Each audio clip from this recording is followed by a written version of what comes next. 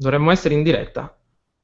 Sì, l'hangout è in diretta. Ok, ciao a tutti ragazzi, benvenuti all'interno di questo nuovo video. Oggi ci troviamo in un video molto particolare perché abbiamo un ospite speciale in diretta dal Giappone, Andrea Secco. Eccolo qui.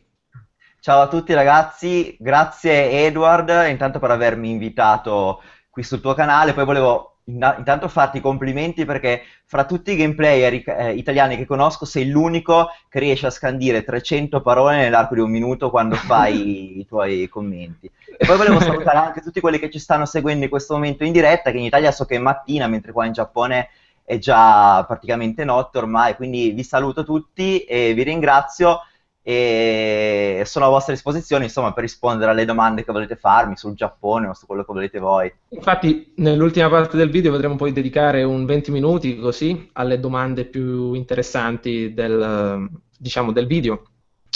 Ho aperto anche una chat di gruppo qua a destra, adesso probabilmente le persone potranno scrivere e le vedrò qui le domande. Infatti, credo che qua ci sono appunto zero spettatori per adesso, ma... Ok, no, ma quello è normale, poi dopo iniziano a salire, adesso siamo Ah, appena andati in diretta, quindi è normale che il contatore segni zero. perfetto. Ok, allora vediamo un pochettino di iniziare a parlare un po' della tua esperienza di vita, vediamo un po' cosa ti ha portato in questo paese, inizialmente dall'Italia, qual è stata la tua passione principale che ti ha portato direttamente in questo paese. Vediamo un po', raccontaci la tua storia Devo partire proprio dalle dalle origini, origini. dalle origini.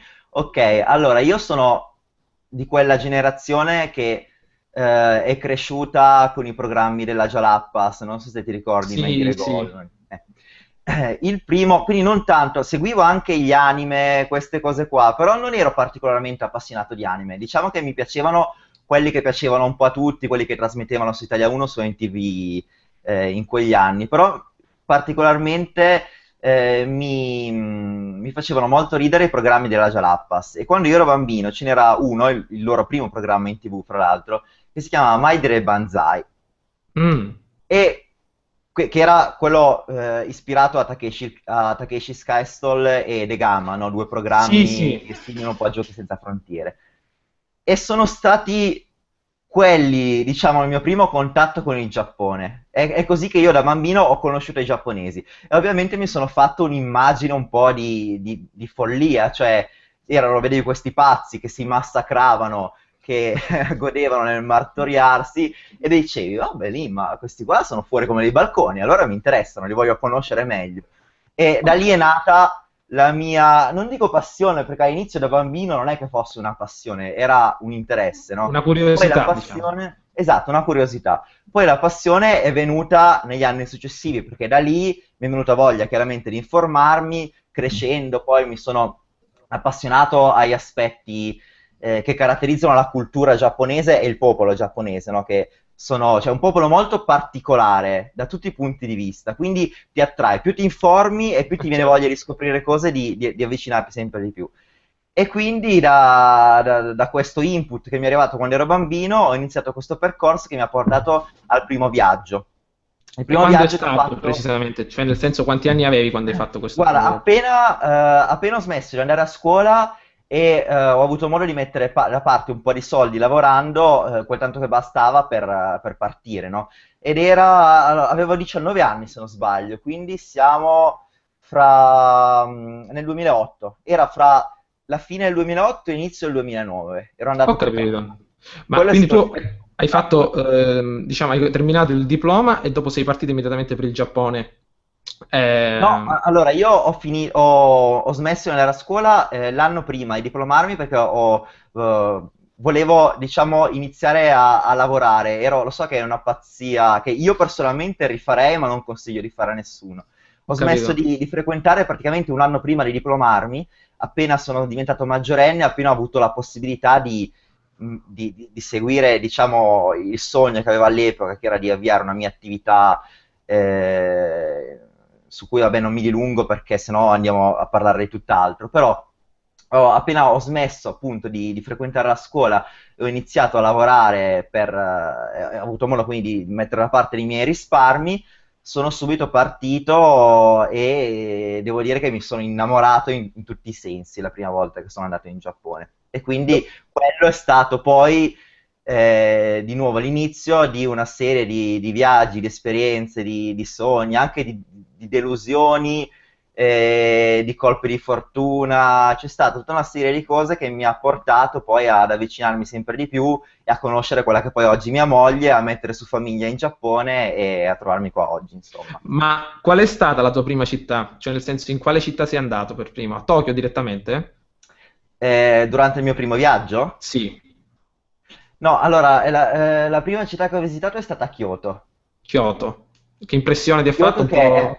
Ma guarda, Kyoto è ancora oggi la mia città preferita, Un forse. po' tradizionale, Secondo vero? me è tradizionale, è fantastica, è una città che io definirei magica perché è un'atmosfera che ti porta indietro di un Nel tempo. millennio, veramente, indietro nel tempo.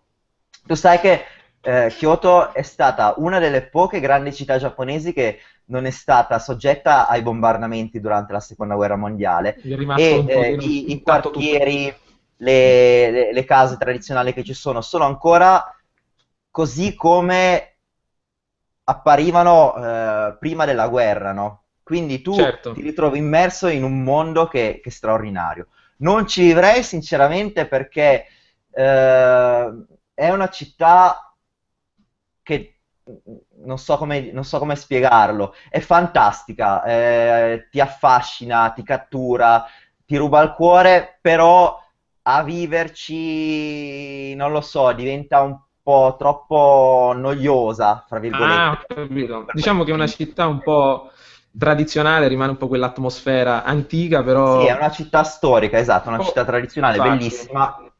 Mm. si distacca, diciamo, dal mondo orientale giapponese molto tecnologico, eh? Per esempio, ho visto un po' Tokyo, Esatto, vari sì, video all'opposto e di Tokyo, ho sicuramente capito. all'opposto di Tokyo. Che poi il Perfetto. Giappone, in realtà se prendiamo Tokyo, il Giappone appare come un paese ultra moderno, ultra Eh, tecnologico, perché quell'immagine arriva proprio da Tokyo. Però se guardiamo il Giappone nel suo complesso, io posso dirti che è tutt'altro in realtà che tecnologico, non è, si distacca molto dall'immaginario che ha Ho capito. all'estero. In pratica Tokyo è l'emblema della tecnologia, però ci sono anche vari strati che sono, diciamo, normali nell'ordine tecnologico delle cose. Assolutamente sì. Ok, bene, ma diciamo un po', per entrare in Giappone, per esempio, facciamo finta che una persona dovesse andare in Giappone, come dovrebbe fare? Nel senso, qual è il sistema dei visti? Come funziona il sistema dei visti? Io so che c'è per esempio un visto da studente, un visto lavorativo, un visto famiglia, cioè come funzionano questi visti? Nel senso, chiunque può andare in Giappone o prima deve preoccuparsi di fare una trafila burocratica per qualcosa, per esempio? Allora, sì, io se vuoi ti posso raccontare la mia esperienza, io sono qua con visto familiare e posso raccontarti anche le varie poi procedure che ci sono per gli altri visti, lavorativo, studentesco, Sì. se vuoi, ok. Allora, io sono qua stabilmente da un paio d'anni e mi trovo qua perché intanto, vabbè, io anticipo che nel corso della mia vita ho attraversato diverse fasi in cui avevo sia desiderato sia anche programmato concretamente di venire a trasferirmi qua in Giappone. Però alla fine era sempre arrivata alla conclusione che per quello che ero io, nei miei, diciamo all'inizio dei miei 20 anni, mi piaceva più che altro viaggiare, stare qua magari qualche mese per Certo, vivere il Giappone, per vivere la parte più bella del Giappone, mettiamola così, per esplorare, girare, scoprire cose nuove, no? E ne avevo la possibilità perché il mio lavoro, essendo già all'epoca nel mondo del marketing online, perché io comunque già facevo quello di lavoro, avevo la possibilità di viaggiare e quindi ero arrivato alla conclusione che andava bene così in quel periodo, cioè stare in Giappone 5-6 mesi l'anno finché ok. avevo la possibilità di farlo e vivere così, poter fare anche altri viaggi, visitare altri posti, perché i viaggi sono un'altra mia grande passione. E Ma poi è successo che, mm, come capita spesso nella vita, ho conosciuto mia moglie, quella che oggi è diventata mia moglie, e nel momento in cui ovviamente abbiamo deciso di sposarci, non è che potevo continuare a girare così avevi a bisogno di una random, stabilità, diciamo. avevo per forza bisogno di una stabilità. Di conseguenza, siccome mia moglie fa l'infermiera e lei lavora qua a Tokyo, mentre io avevo già la possibilità di fare un lavoro che non mi legava a un posto fisso, no? Ho chiaramente deciso di trasferirmi qua e di costruire la nostra vita, almeno per il momento, qua in Giappone. Ho E capito. quindi questa è la mia storia. E devo dire che anche per quanto riguarda il visto familiare, c'è comunque una trafila burocratica notevole, perché il Giappone è un paese molto burocratico Sì, e sì. per ottenere comunque il permesso di soggiorno, no? Per stare qua bisogna compilare un'infinità di documenti. Io ti dico, la prima volta, quando portai la richiesta di visto per stare qua in Giappone, quindi ti parlo di 2 anni e mezzo fa, in sostanza, quando feci la richiesta, io e mia moglie ci siamo ritrovati a dover compilare circa 20 La montagna. fogli di roba, 20 fogli abbiamo dovuto portare all'immigrazione per avere il permesso di soggiorno di un anno, Di che un ogni anno anno. poi, sì, che l'anno dopo poi ho dovuto rinnovare e poi dopo diciamo c'è un'escalation, si passa da quello di un anno a quello di tre, poi da quello di tre a quello di cinque Questo e stiamo poi parlando sempre del visto famiglia. del visto famiglia, che però in questa cosa funziona esattamente come le altre tipologie di visti, cioè i Ah, visti qua in Giappone, che sia familiare, che sia lavorativo, che poi anche di lavorativo ne esistono diversi tipi, che sia studentesco o altro, ha un periodo che in genere è abbastanza limitato, o ho perlomeno capito. all'inizio. La prima volta che lo prendi normalmente ha un periodo di permanenza che al massimo, proprio in alcuni rari casi, può raggiungere i 3 anni, ma io ad esempio il visto da 5 anni non ho mai conosciuto nessuno che l'ha preso la prima volta. La prima Diciamo poi volta la col passare del norma è che tempo. ti fanno quello da un anno, esatto. Poi mano a mano che tu stai in Giappone, che dimostri di rispettare la legge, di pagare le tasse, di essere Certo, loro integrato, si fidano e eccetera, quindi ti piano concedono il piano, visto. esatto, ti fanno dei visti di durata sempre maggiore fino ad arrivare al visto permanente. Ho capito. Che però è Perfetto. comunque una cosa diversa dalla cittadinanza, perché molti fanno confusione. Mhm, sì, sì, la cittadinanza ovviamente penso che per prenderla bisogna vivere un bel po' di tempo in questo paese, dare un po' di Bisogna vivere fiducia. un bel po' di tempo, bisogna avere delle particolari qualifiche e bisogna ovviamente dimostrare di avere una rendita, pagare le tasse, aver pagato le tasse per anni e anni e poi soprattutto una cosa fondamentale è che per ottenere la cittadinanza giapponese, quindi Devi attenzione, non il rinunciare visto, alla ma la tua, mi cittadinanza, sembra. esattamente, bisogna rinunciare a quella Ok. italiana perché il Giappone, al contrario dell'Italia, non riconosce le doppie La cittadinanze. doppia. Ho capito. Perfetto. Quindi in pratica tutti i tre visti funzionano in questa maniera, prendi prima il primo, poi col passare del tempo, appena il paese capisce che tu sei una persona su cui investire, decide di darti più fiducia e vai avanti con questo programma e hai la possibilità di stare un po' di più. Però ho visto per esempio molte persone che si stabilivano lì con il visto da studente proprio per imparare la lingua, no? Perché ho visto che il Giappone è un paese che parla esclusivamente il giapponese e l'inglese, diciamo, lo parla sì e no l'1% della popolazione, corretto? Oppure Sì, verissimo. ci sono vari quartieri, per esempio, parlavi tu in un video di Arrapongi, un paese, un quartiere di Tokyo, si parla un po' di più l'inglese perché è un quartiere, diciamo, internazionalizzato. Comunque, diciamo che per andare a studiare in Giappone il giapponese esistono queste scuole e una persona può entrare tramite il visto studente, giusto? Eh, Esattamente. È in però genere la dico, strada che percorrono quasi tutti quelli che vengono qua o per studiare oppure per ambire a prendere poi un visto lavorativo. ho capito, però mi sembra che, facciamo un esempio, una persona, cioè, intende andare a lavorare in Giappone perché è il suo sogno, no? Ha sempre sognato questo, però diciamo che prima di andare a trasferirsi vuole provare, no? Perché una persona prima di andare a trasferirsi in un nuovo paese ha bisogno di capire proprio dal vivo che cosa significa vivere in quel paese. Ecco, può per esempio una persona o con un diploma o con una laurea trasferirsi solo per un breve periodo di tempo per testare il paese con le proprie mani e trovare un lavoro molto semplice, non so, un lavoro anche part-time per capire il vero Giappone qual è, come funziona la vera vita, i trasporti e tutto il resto. Si può fare oppure no? Assolutamente sì. Guarda, hai fatto benissimo a dirlo perché è fra l'altro la cosa che consiglio spesso a chi vuole venire qua a conoscere il Giappone di tutti i giorni, perché ci sono molte scuole per stranieri che insegnano la lingua e agli studenti stranieri è possibile fare domanda di iscrizione e ottenere così un permesso che è quello che si chiama visto studentesco, che ti dà la possibilità di rimanere qua in Giappone per un anno o per 2 anni o comunque per il periodo di tempo che tu frequenti la scuola.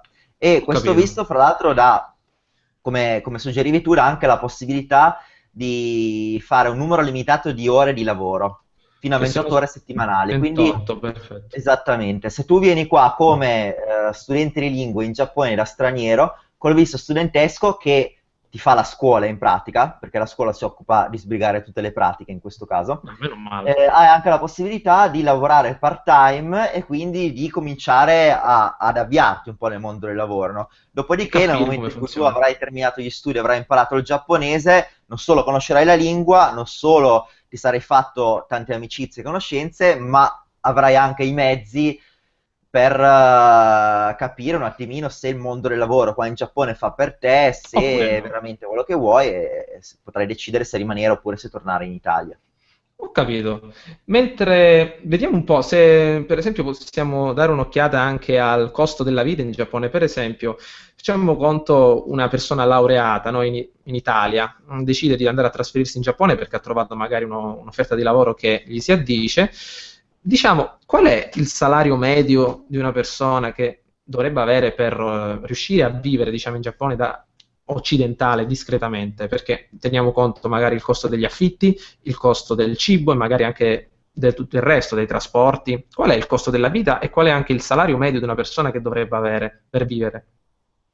Allora, premetto che in Giappone lo stipendio medio mi pare sia ad occhio e croce intorno ai 200.000 yen, va da memoria, però comunque stiamo 200. parlando, a prescindere dai numeri, dalle medie, i salari qua in genere a parità di lavoro sono nettamente più alti rispetto all'Italia. Ok, Quindi partiamo da questo presupposto. Ci sono poi delle cose da tenere in considerazione per chi viene a vivere qua, perché io ti posso dire che non so, l'80% circa di stranieri, ma forse anche di più, che vengono qua in Giappone, vengono a vivere a Tokyo, a Osaka, oppure comunque in grandi città. metropoli. Metropoli, esatto. Il problema delle metropoli è che il costo della vita è ovviamente alto come in tutte le metropoli, ma soprattutto qua in Giappone la cosa che incide di più sono gli affitti. Io Ah, posso dirti che vivo a Tokyo in una zona non lontana dal centro, ma comunque nemmeno proprio centro-centro, e per 36 metri quadrati io e mia moglie paghiamo circa l'equivalente di 1000 euro di affitto al mese. Quindi sono capito. cifre comunque, parliamo di un appartamento piccolo, quindi Ok, sono cifre alte. Poi se vai in periferia, se vai magari a vivere in posti, in case un po' vecchiotte, eccetera, riesci a risparmiare, ma comunque parliamo sempre di cifre più alte per quanto ho riguarda gli capito. Quindi gli affitti. affitti sono molto alti, mentre il costo Sono del alti cibo. e devo dire che è un po' compensato, esatto, è un po' compensato da altre cose, come ad esempio il cibo. Qui mangiare fuori costa meno rispetto Mm, all'Italia, rispetto alle città italiane, e anche ci sono alcune cose anche che costano meno. Non ultime, ci sono le tasse, che sono ah, decisamente più basse rispetto all'Italia, e per chi certo. lavora diciamo che le tiene molto in considerazione. Sì, sì, E quindi c'è una compensazione di fattori, diciamo. ho C'è una capito. vita che sotto certi aspetti in città è più cara, perché l'affitto comunque è la cosa che incide di più nel budget mensile di una persona, però ci sono stipendi più alti e altre cose che compensano un pochettino. Volevo però agganciarmi a questo argomento per concludere il discorso di prima sui visti, perché per venire a lavorare qua in Giappone, tu dicevi chi viene qua, chi magari prende la laurea in Italia e viene qua direttamente per lavorare, Sì. no? Questa qua è in pratica la terza categoria che punta ad ottenere il visto lavorativo fin da subito. E però qua bisogna sottolineare che con le nuove leggi sull'immigrazione che sono entrate in vigore qua in Giappone, se non sbaglio, dal 2012, per riuscire ad ottenere un visto lavorativo bisogna avere non solo un datore di lavoro che faccia da garante, in Uno sostanza, che ti sponsor, sponsorizzi, diciamo. esatto, ma servono anche dei requisiti molto stringenti, e si parla di titoli di studio, quali ad esempio una laurea oppure delle specializzazioni, oppure in mancanza di questi 10 anni di esperienza 10 come anni. minimo nel settore in cui si intende lavorare. Per E cui stiamo parlando di requisiti estremamente stringenti che a molti giovani italiani mancano. E siccome Ho sono giovani capito. le persone che in genere, almeno la maggior parte di coloro che vogliono venire a stare qua in Giappone, sono cose da tenere in considerazione. Però dico, dobbiamo sottolineare sempre la conoscenza della lingua giapponese, perché l'inglese ovviamente non basta. Assolutamente fondamentale. Ho capito. Bene, e quindi diciamo che con un 200.000 yen al mese si riesce a vivere discretamente, compreso tutto, giusto? Quindi come primo lavoro andrebbe bene, un lavoro di Ma guarda, 200.000 yen. secondo me per vivere in una città come Tokyo, se sei single, 200.000 yen al mese sono il minimo indispensabile. Quindi diciamo che potresti vivere bene, diciamo discretamente, Puoi, no? puoi vivere con Vivere 200.000 senza yen al niente. mese a Tokyo, diciamo che vivi. Perché se ti devi pagare l'affitto, se sei solo tu, no? Se sei una Certo, coppia, sì. invece già le cose cambiano perché un attimino dividi le spese e Ho si parla un capito. po' in altri termini. Però da Però single, Tokyo è una città abbastanza cara.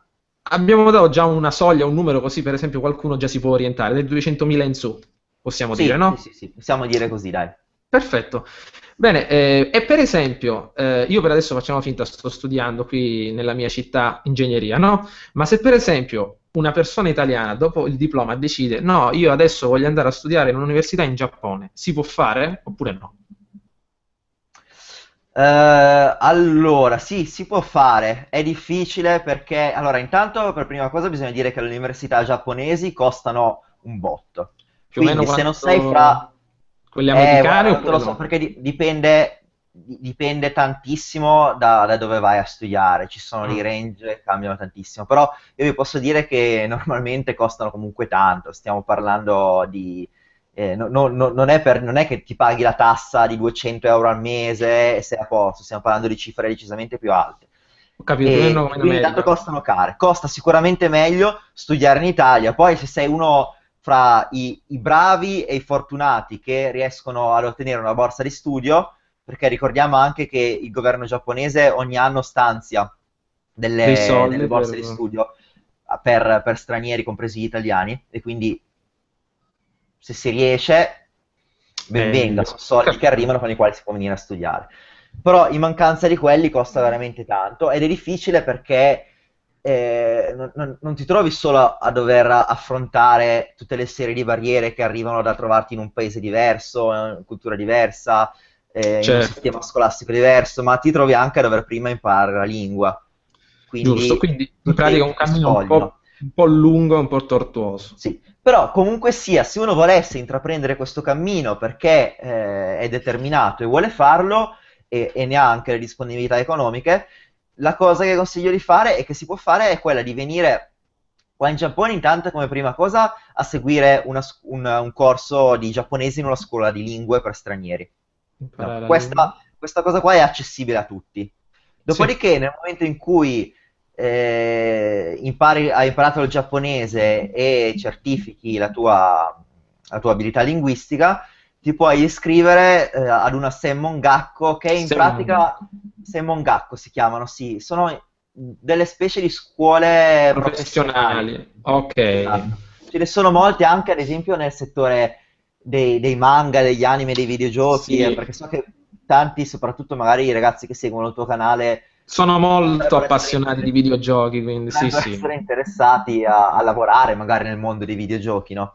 E ci sono proprio delle scuole professionali che fanno questo e poi una volta terminati tu ti ritrovi con un attestato che diciamo, prova le tue qualifiche e con quello tu puoi ambire ad ottenere anche un visto di lavoro.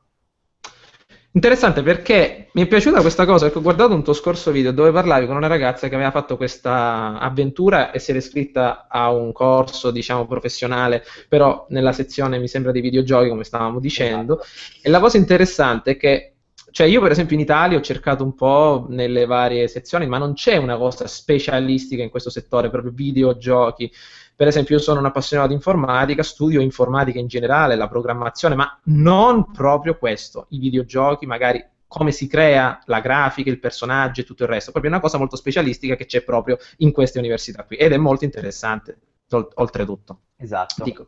Quindi sappiatelo ragazzi, se volete andare in Giappone c'è questa strada per i videogiochi che potrebbe essere molto interessante, perché mi sembra che poi, cioè, il Giappone è anche uno dei più grandi paesi che ha le più grandi aziende del terziario per la produzione di videogiochi, quindi è anche un E ottimo purtroppo posto. in questo settore è un pochino in calo, Ah, però in calo, rimangono ancora dei grossi, sono dei colossi comunque che ancora operano e lì si può ambire a lavorare. Mettete in conto, come dicevo prima, che per fare un percorso del genere è vi dura. servono due palle, intanto le palle quadrate e Eh, poi una buona quantità di big money, perché senza i big money è comunque difficile seguire un percorso di studi di questo tipo.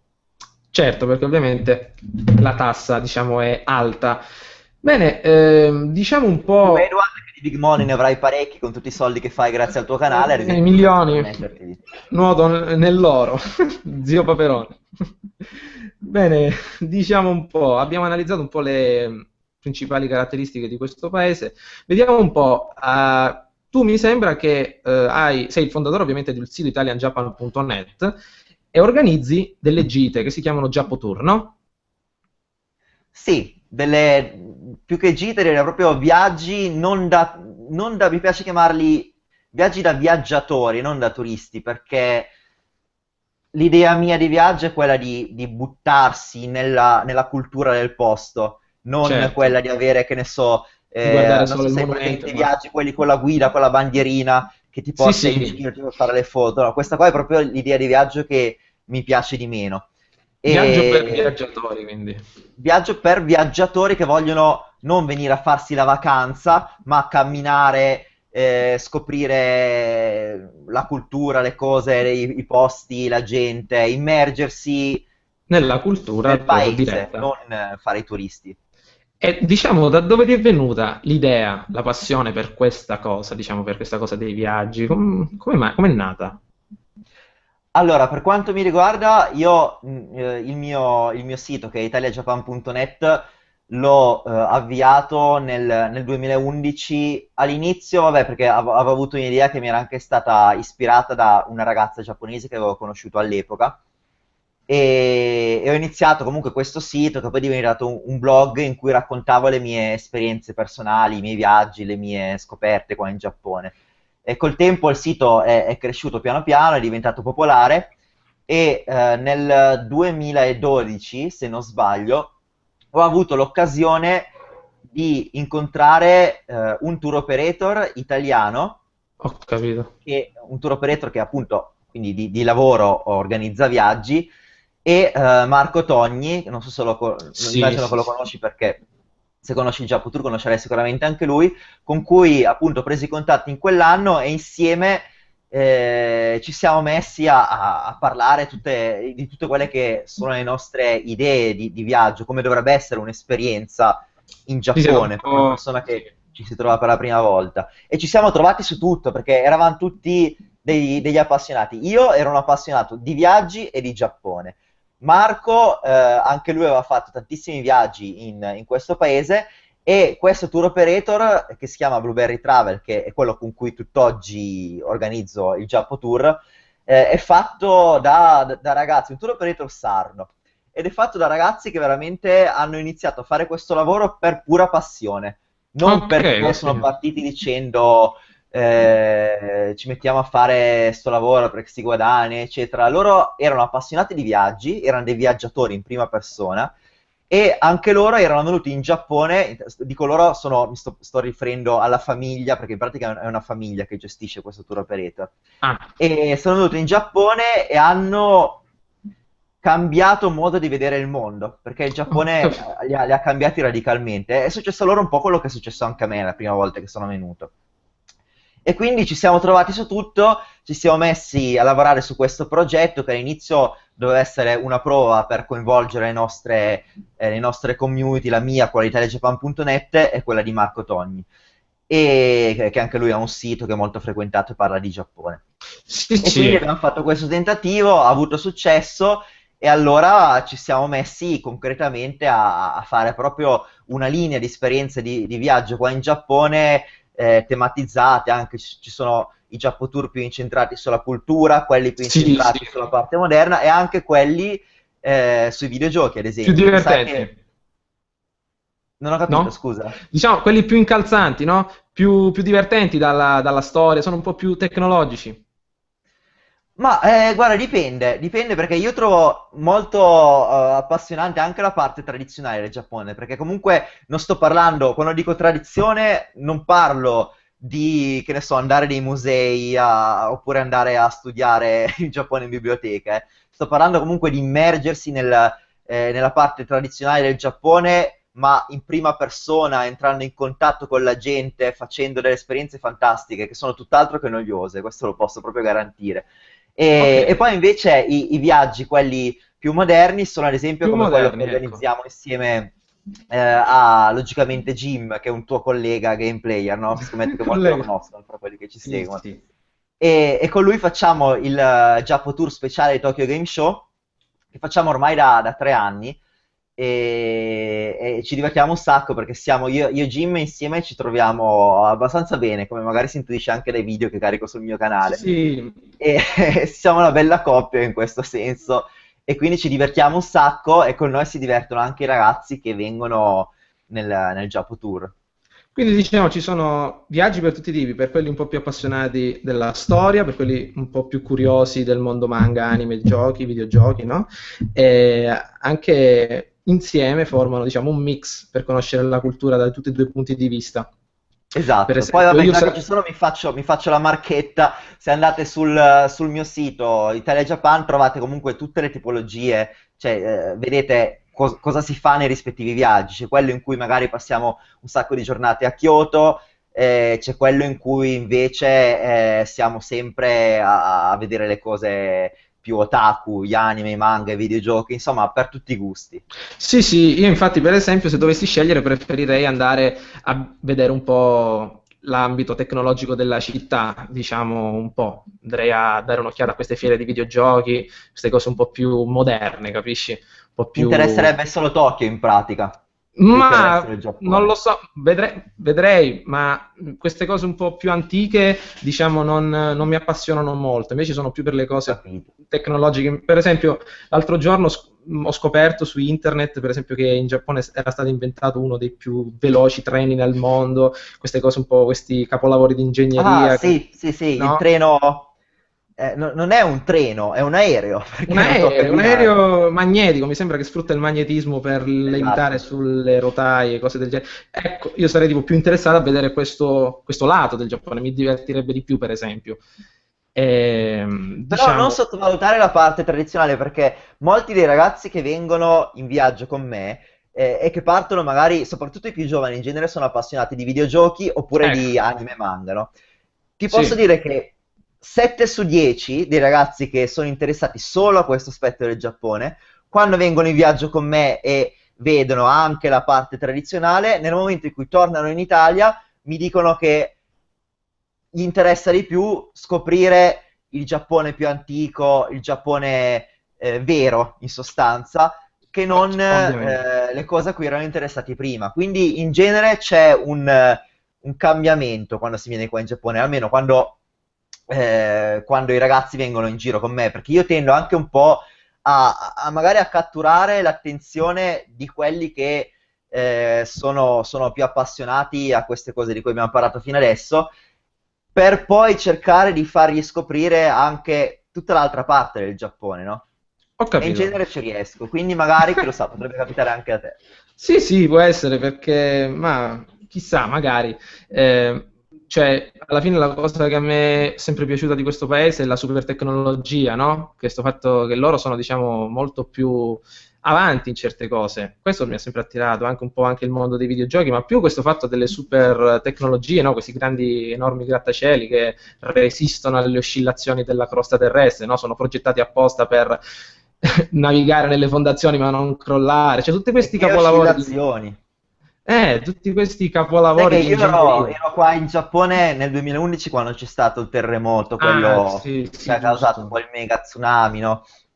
E Sì, lì, in quel giorno lì, ero nel mio appartamento dell'epoca che stava, se ricordo bene, al 10° piano.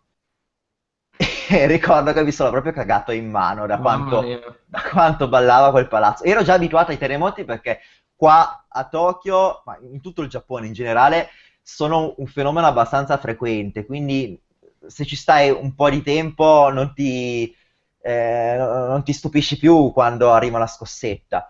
Però una scossa di quella portata davvero mi aveva Sì, ma lasciato un perché, po' così, ecco, un perché mi po'... sembra che il Giappone è messo appunto in una posizione che è proprio soggetto a scosse continue, Eh proprio sì, in sì, sì, sì, è una continuazione. delle zone più sismiche in assoluto al mondo.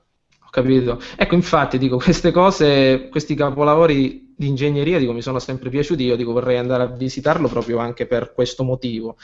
Dico, magari poi mi piacerà anche la parte tradizionale, però sin da piccolo mi sono sempre piaciute queste cose qui, diciamo, più all'avanguardia, capisci?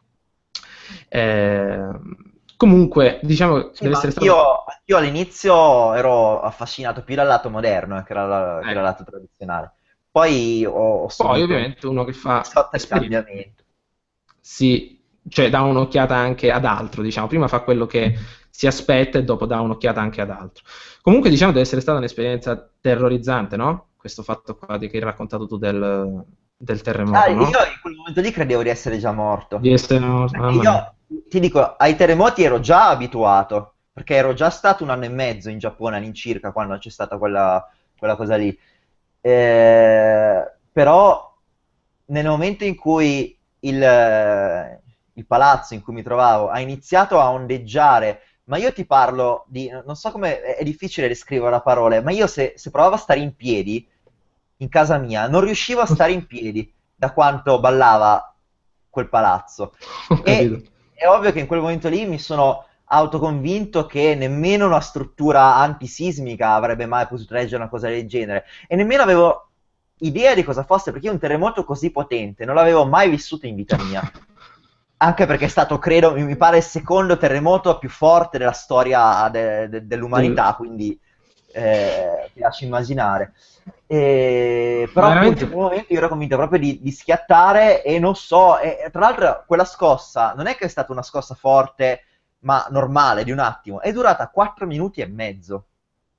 Ho capito, 4 cioè... minuti e mezzo. Non so se ah, chi ci segue ha presente di stare, cioè 4 minuti e mezzo è come stare Io, 5 ore in quella sì, situazione sì, io mentale, mi ricordo è una una roba volta, bestiale. qui noi viviamo in Italia, diciamo che è un paese molto sismico, no? In una zona proprio sismica al massimo, ma il massimo terremoto che abbiamo sentito, che ho sentito io almeno è stato massimo di un minuto, così, ma nient'altro. Poi scosse, diciamo, non paragonabili a una cosa del genere, però diciamo 4 Ah, minuti di una roba terremoto del sono durati. genere in Italia, credo che purtroppo avrebbe buttato giù una regione grande quanto la Lombardia, così ad occhio e croce. Perché il problema che abbiamo noi in Italia, che è una cosa positiva da un punto di vista, ma è un problema dall'altro, è quello di avere tanti edifici storici. Quindi, Certo, ovviamente, dal punto di vista culturale, non sono turistico anche, quindi progettati. economico, è una risorsa incredibile. Però è ovvio che i giapponesi che costruiscono case tipo ogni 30-40 anni, anche meno, qua una casa la buttano giù e questa è la vita media delle Ricostruiscono. abitazioni qua in Giappone, no? E di conseguenza è ovvio che loro possono fare cose che noi in Italia non possiamo fare strutturalmente e sono anche eh, all'interno di un sistema diverso, perché comunque anche, purtroppo, e lo dico veramente col magone questa cosa, che in Italia molte delle costruzioni che cascano sono quelle recenti e non quelle storiche. Questo vuol dire che comunque quelle poche costruzioni nuove che ci sono costruite col culo. Ho capito. Mentre i palazzi storici, ok, lì non ci puoi fare niente, quindi c'è una giustificazione. Per quanto riguarda le costruzioni moderni, le scuole, hai visto all'Aquila quello che è successo, no? Sono venute giù Sì, sì, più, sì. anche in Emilia, sono venute giù più robe nuove di quelle vecchie e questo è ingiustificabile. Queste cose per fortuna in Giappone non succedono ed è uno dei pregi, secondo me, una delle cose più belle che riconosco al Giappone. Di E questo loro paese. comunque bisogna considerare che comunque loro partono dal vantaggio che storicamente hanno sempre costruito cose in legno. Quindi, siccome i castelli, i templi, eccetera, erano tutte costruzioni in legno, non hanno retto nel tempo. Infatti anche le costruzioni storiche che voi vedete, se venite magari qua in viaggio in Giappone, andate a visitare dei grandi templi o costruzioni antiche, in realtà sono ricostruzioni, perché il legno non dura in eterno, chiaramente, e di Via. conseguenza qua ricostruiscono tutto. Diciamo tengono una Per manutenzione cui, continua su quasi tutto. sì, ma più che Bene, manutenzione, loro dopo un tot buttano giù e rifanno nuovo. ho capito. Bene, diciamo abbiamo vissuto anche questa esperienza drammatica, diciamo, di questo paese perché diciamo, l'ha scosso sin dalle fondamenta. Diciamo che abbiamo trattato La un po'. scosso è proprio la parola giusta. Diciamo, abbiamo trattato un po' tutti gli argomenti che volevamo. Adesso, se volessimo, per esempio, rispondere un po' a qualche domanda, come dovremmo vederle? Per esempio, io non sono molto pratico. Dove dovrei andare a vedere? Allora, se hai attivato la chat, adesso non sto vedendo la pagina dei commenti, ma dovrebbe essere lì. Se vogliamo invitare chi ci sta seguendo in questo momento a fare delle domande, Sì, un secondo che do un'occhiata anche se qua no, per vedere. se no, lanciami tu qualche domanda che pensi possa interessare ai ragazzi che ti seguono. Sì, E io, vediamo adesso. io- Sì, sono un attimo curioso di vedere una cosa qui sul canale per vedere come funziona questo fatto qua, dei commenti, perché non riesco a capire. Allora, dovrebbe essere da questa parte, la gestione dei video, vediamo un po', dovrebbe essere proprio qui, eventi dal vivo. Guarda, sì, Eh, a destra del video qua c'è Legionario e Dentino che hanno lasciato un commento poco fa. dove lo vedi? Non lo Alla vedo. destra, alla destra del video, ma devi andare sulla pagina del canale, cioè Sì, sulla pagina pubblica, non quella di Google Hangout. sì, sì, sì, eccola qua, vediamo. Ah, eccola qua. È Vediamo il un bello po'. della diretta. Infatti, no, no, non lo riesco a trovare. Vediamo, leggili tu un po' i commenti. Vediamo un po'. Ma guarda, al momento io vedo quello di Legionario che dice che è la prima volta che ti vede Sì? e Dentino che se la ride. Va bene. Comunque, no, probabilmente perché è anche un orario, diciamo, mattutino, no? Quindi la Anche perché gente. prima abbiamo sbagliato quando hai cliccato sul pulsante la like, hai chiuso dopo un secondo, era sull'altra pagina, però comunque chi non ci sta seguendo potrà poi guardare la live in differita. Sì, sì, questo lo possono fare. Comunque diciamo che ho capito adesso come funziona la storia dei commenti, però diciamo in generale per quanto riguarda le domande più importanti anche che mi hanno fatto le persone, diciamo che erano queste. Un'altra domanda interessante che potrei farti è quella della lingua, no? Per esempio mi è arrivata una domanda l'altro giorno di un ragazzo che voleva sapere questa lingua, no? Siccome lo chiamano un po' tutti il latino d'Oriente, sai?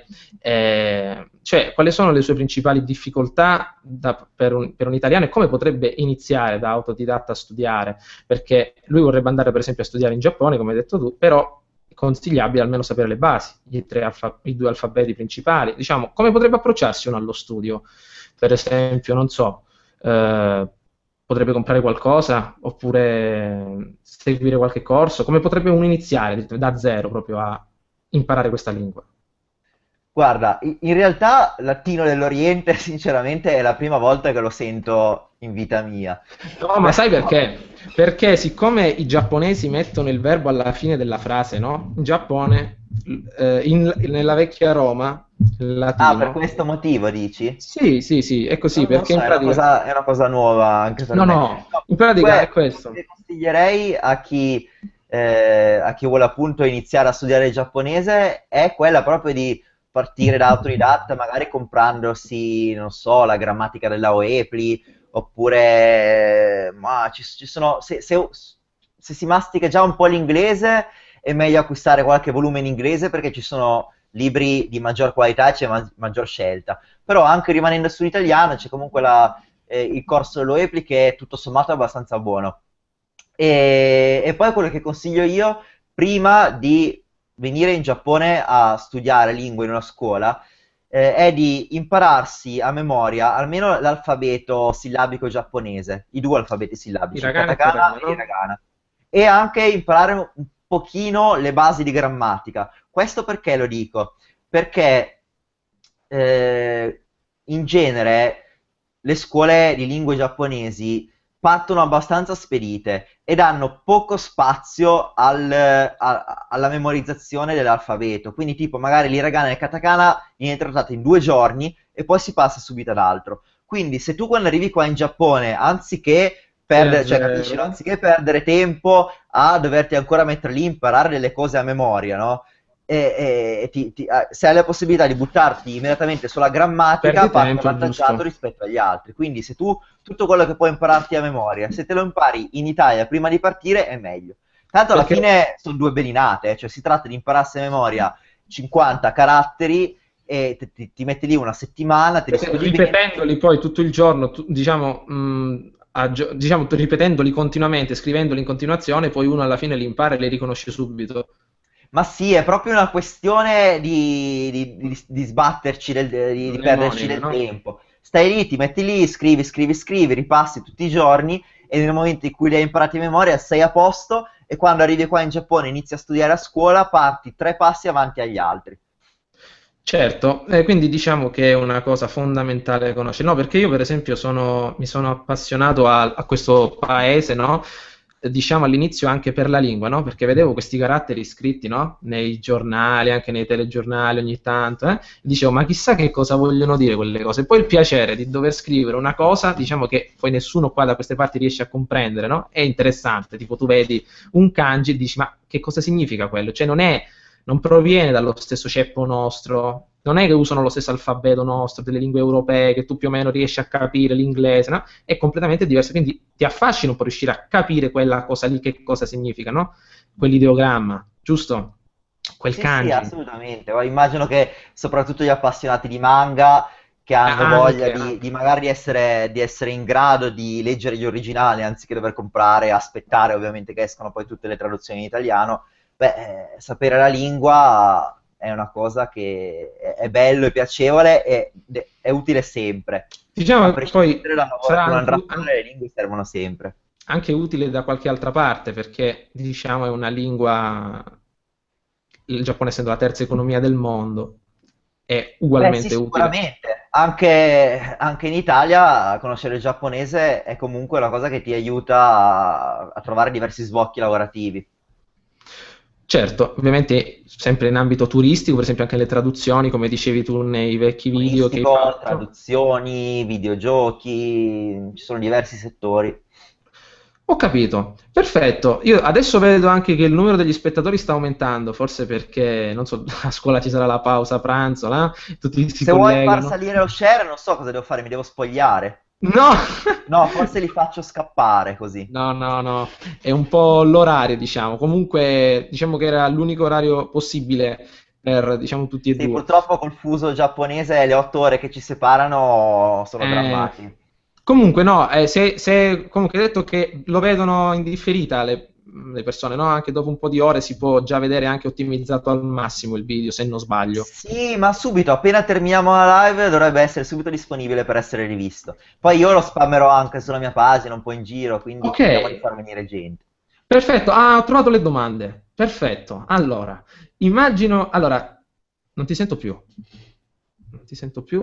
Non mi senti più? No. Sì, sì, sì, ora ti sento. Perfetto. No, no, ti ho detto che ho trovato le domande, eh? Ok, ce n'è qualcuno Allora, interessante. Via, intanto salutiamo, dai, salutiamo tutti i ragazzi che stanno commentando e che ci stanno seguendo. sì, Vedo sì, Smav, The Vault Boy, abbiamo anche, Beppe prima, Longo. anche i ragazzi che seguono te hanno dei nomi proprio di merda, lascia che te lo dico, impronunciabili. Marco, infatti nell'altro video mi ricordo che tu non riuscivi a leggere dei nomi un No, il mio po'. problema con YouTube è che non riesco mai a pronunciare i nomi della gente che mette i commenti. Allora, ci sono, per esempio, The Vault Boy ti chiede, quando sei andato in Giappone, no? Sei arrivato, c'è stato uno Sì. shock gastronomico? Sì o no? Com'è stato questo shock gastronomico? Ma guarda, per me è stato positivissimo, perché allora, prima cosa, se tu hai comunque, sei uno di quelli che hanno subito nostalgia all'estero del cibo italiano, qua trovi pane per i tuoi denti perché ci sono dei ristoranti italiani strepitosi. Ah, Ti dico solo almeno. che la miglior pizza che abbia mai mangiato in vita mia, l'ho In mangiata Giappone. qua in Giappone, gli faccio un po' di pubblicità, lei che se lo merita, nel ristorante di Peppe, che si chiama Peppe Napoli Stacà, e ti assicuro che fa una pizza strepitosa che è la migliore che abbia mai mangiato anche dalle mie parti. Io sono del nord, sono ligure, e quindi vabbè, se fossi di Napoli probabilmente non direi la stessa cosa, però delle pizze che ho mangiato io in Italia, facendo il paragone con quella che ho mangiato da Peppe qua in Giappone, non c'è proprio confronto, mille volte meglio la sua. Quindi la pizza migliore che abbiamo mai mangiato l'ho In mangiata a Tokyo. Giappone. Ma non solo la pizza, anche tanti, ci sono anche dei miei amici che lavorano in ristoranti italiani qua in Giappone e ti posso assicurare che si mangia benissimo. Ovvio che ci sono anche tante ciofeche perché c'è la cucina italiana e c'è la cucina italiana.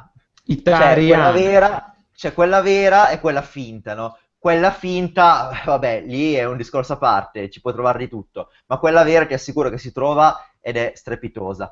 Però questo è per quanto riguarda quegli italiani proprio fissati con la cucina nel proprio paese, no?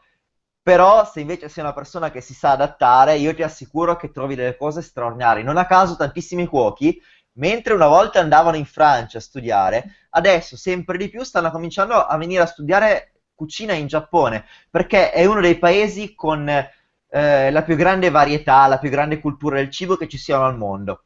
E secondo me la cucina italiana e quella giapponese sono in assoluto, a pari Le merito, le migliori. due cucine migliori che ci siano su questo pianeta. Quindi bisogna proprio venire a provare tutto, partire senza pregiudizi. E non è un caso che, ad esempio, non so se conoscete la guida Michelin, no? Che è la più autorevole in nel campo della Sì, quella ristorazione. delle stelle Bene, Michelin, mi sembra, no? ecco, Tokyo per 7-8 anni consecutivi, adesso non ricordo, ha vinto il premio di capitale mondiale, ha vinto il riconoscimento di capitale mondiale del gourmet, perché è la città con il maggior numero di ristoranti stellati Michelin. Ho Quindi solo capito. questo dovrebbe darvi un'idea di quello che potete trovare a livello gastronomico qua in Giappone e in particolare a Tokyo. Quindi diciamo che è una cucina davvero molto interessante da provare, quindi la risposta mi sembra che è stata data in modo esauriente. Assolutamente sì. Eh, E mi raccomando, non mettetevi in testa l'idea che alcuni vi danno che qua si mangia solo sushi, solo pesce. È la più grande cazzata che potrebbero ficcarvi nei vostri cervelli. La cucina giapponese è estremamente varia. Si passa da pesce, carne, vegetali, c'è veramente di tutto e di più. Non è assolutamente solo pesce.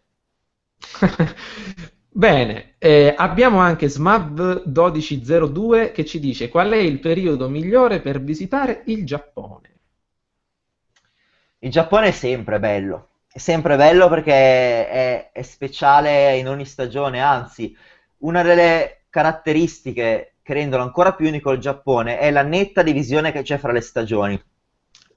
Ad esempio, in estate, venire a vedere il Giappone in estate significa morire dal caldo da un lato, perché c'è un clima umido estremo, nelle zone, parlo della zona che va da Tokyo a Kyoto, che è quella in genere più visitata dai turisti, perché poi bisogna anche ricordarsi che comunque il Giappone va dalla Siberia in pratica, Sì, sì, dall'Hokkaido, sì. fino ai tropici ad Okinawa, e quindi questo è da tenere in considerazione. Però comunque nelle mete più visitate l'estate è estremamente calda e afosa, e questo è uno dei contro, ma solo l'estate si può vivere quel clima e quell'atmosfera dei Natsumatsuri, che sono i festival estivi giapponesi. Se li conoscete bene, se non li conoscete vi consiglio di informarvi su internet, magari anche sul mio sito, oppure anche tramite anime, manga, perché se ne parla spesso. E, e sono fantastici, cioè questi festival sono una cosa straordinaria. E poi gli Hanabi, vedere la gente che va in giro con i Jinbei, con lo yukata, che non so, ci sono tante cose bellissime dell'estate giapponese. Ovviamente Poi mi c'è sembra di... la primavera, che è la stagione preferita da molti perché c'è la fioritura dei ciliegi, che è questa Questo cosa ti appunto volevo che dire. caratterizza la primavera giapponese, che è fantastica. Non so se avete presente, magari l'avete visti in qualche documentario, in qualche anime, quelle le piogge di petali di ciliegio che si vedono nel momento di massima fioritura, no? Quelle sono una cosa straordinaria, è proprio un rito qua in Giappone, si chiama Hanami, che letteralmente significa osservare i fiori. Anami. E in questo periodo i giapponesi si radunano con gli amici, con la famiglia, con i colleghi all'aperto, bevono, mangiano, si divertono e stanno così a contatto con la natura e godono della bellezza di questi ciliegi in fiore. Poi Bene. c'è, poi c'è l'autunno che invece è caratterizzato dai momigi, che sarebbe un altro fenomeno naturale fantastico, che è queste foreste che non so se avete presente anche questo, nella zona scusa, di Kyoto soprattutto, Sì, e abbiamo, nell'Hokkaido cioè anche, almeno io. sono dei paesaggi naturali bellissimi che d'autunno assumono delle colorazioni strepitose, che è un effetto ovviamente che c'è in tutto il mondo, però viverlo qua in Giappone, in quegli scenari, è una roba che non può non impressionare un turista che viene qua. Quindi c'è anche l'autunno, che è bello per questo, e anche per il clima mite, e poi c'è l'inverno, che è un'altra stagione secondo me straordinaria. Il Capodanno qua in Giappone è vissuto in maniera completamente diversa rispetto all'Occidente. Qua il modo tradizionale di vivere il Capodanno è andare al tempio e fare questa sorta di pellegrinaggio la sera, la notte dell'ultimo dell'anno, vicino a tutti i templi, nelle città, nei paesini, in tutto il Giappone, ci sono queste bancarelle che in genere servono del cibo caldo e la gente si raduna, esce fuori, va all'aperto e va appunto a vedere la prima alba dell'anno, così in questa sorta di meditazione, fra virgolette, o comunque di ehm, rituale religioso. Ho capito, diciamo un po' un quadro a tutto tondo di tutte le stagioni, perché mi sembra che c'è una zona nord-nord del Giappone, si chiama Sapporo, non so se l'ho detta bene, dove c'è tipo Sapporo, sì. una neve continua, no? E la gente lì tipo organizza di tutto, per esempio gare sciistiche, no? Pupazzi Ma di neve. Sapporo ti dico subito che è una città a cui sono molto legato perché è lì che ho fatto la proposta di matrimonio a mia moglie. A Sapporo, Quindi ok. a Sapporo, proprio a Sapporo. E no, non c'è sempre, non c'è sempre la neve, d'estate in primavera e estate non c'è la neve, però l'inverno sì, è molto Freddo. nevoso, ci hanno anche fatto le Olimpiadi invernali a Sapporo. Sì, sì. E una cosa molto bella che fanno a febbraio è il festival della neve che si chiama Sapporo Yuki Matsuri, che in pratica consiste nella creazione di grandi sculture di ghiaccio e di neve. Appunto, questo stavo dicendo, ok. Bene, allora abbiamo fatto un quadro a tutto tondo delle stagioni, è una cosa importante. Vediamo un po' qualche altra domanda per i nostri ragazzi. Vediamo un po'.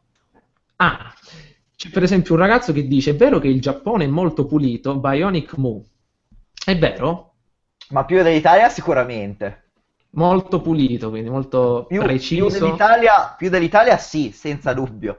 Poi ci sono certe bettole alle volte che tu vedi la cucina e ti metti le mani nei capelli.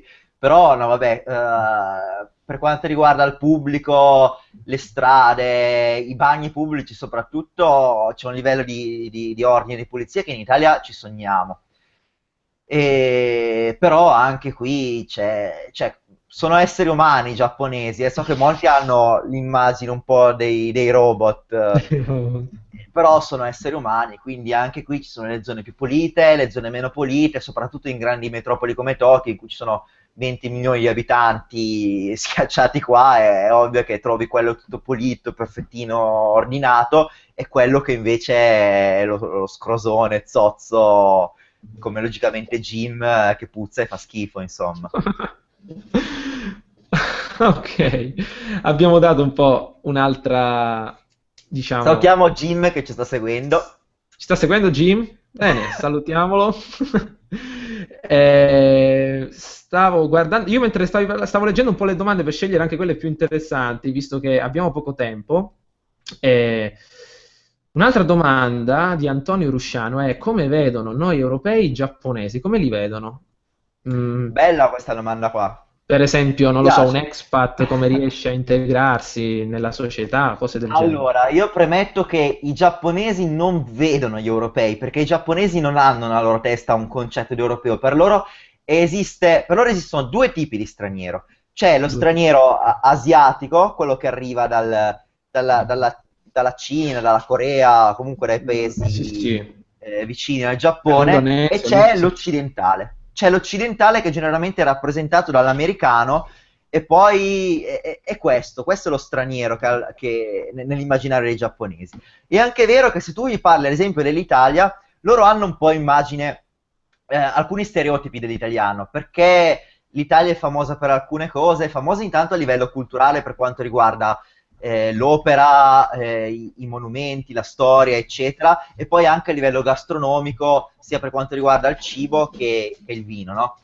E questo è quanto. E poi è diventata anche famosa negli ultimi anni perché c'è un personaggio che si chiama Girolamo Panzetta, che saluto perché anche lui ci sta seguendo, che è diventato molto famoso in Giappone e ha dato un po' l'immagine dell'italiano giocherellone, provolone, Latin lover. Non lo conoscevo, no, non lo conoscevo. E Comunque, cercalo, cioè, se cerchi Girolamo Panzetta su Google, fra l'altro esce un articolo che ho scritto io su di lui, e devo dire che molti italiani qua non ce l'hanno particolarmente in simpatia, perché appunto lo accusano di aver dato questa immagine ultra stereotipata dell'italiano in Giappone.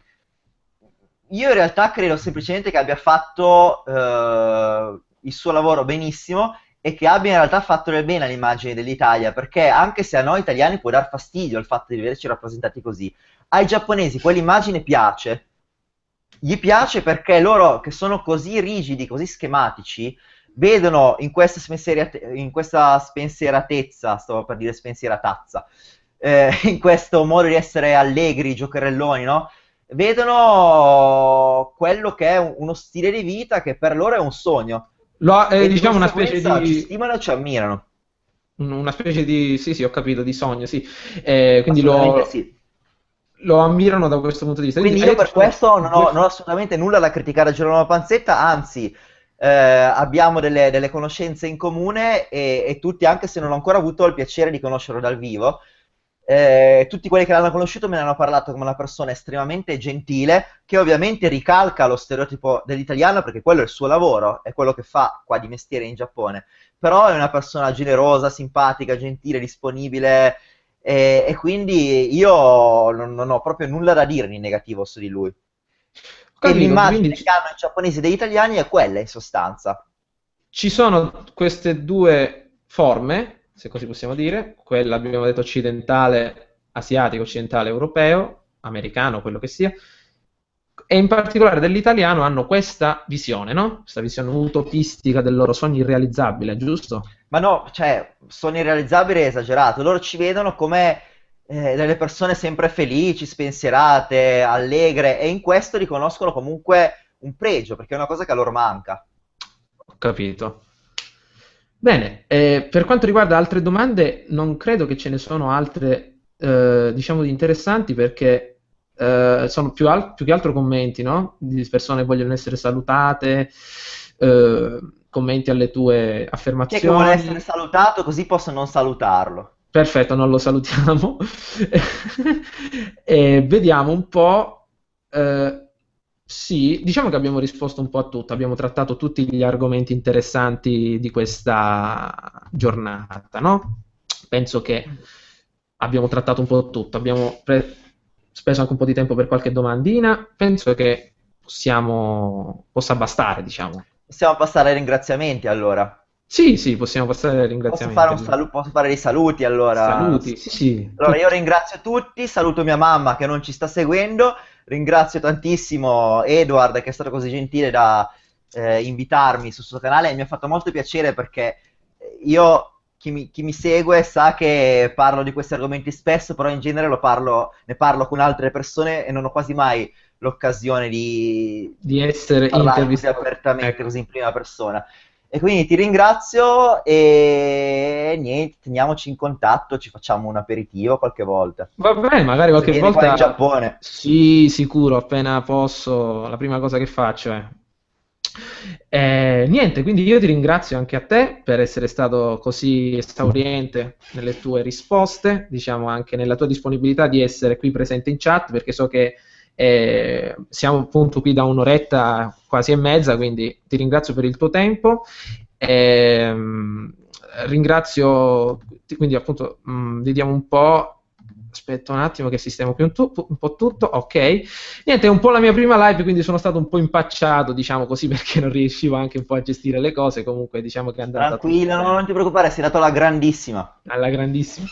Va bene, allora io vi saluto tutti, saluto anche Andrea, vi ricordo del suo canale YouTube e del suo sito italianjapan.net, quindi se volete altre informazioni, magari vi vengono in mente altre domande quando la live è finita, potete andare nel suo sito che ci sono tutte le informazioni necessarie, non saprei, alla lingua, per quanto riguarda il cinema, blog, tutto il resto, no? Ci sono varie sezioni dove loro possono navigare e trovare le più svariate informazioni. C'è un po' Ovviamente di poi tutto, specialmente c'è un po' informazioni sul Giappone a livello di viaggi, a livello viaggi, che è la cosa di più, cultura. ovviamente, una delle cose più importanti per arrivarci. Quindi ragazzi, io vi ringrazio tutti, anche a quelli che sono stati presenti sin dall'inizio, ringraziamo ancora Andrea e un saluto a tutti. Ciao! Ciao a tutti.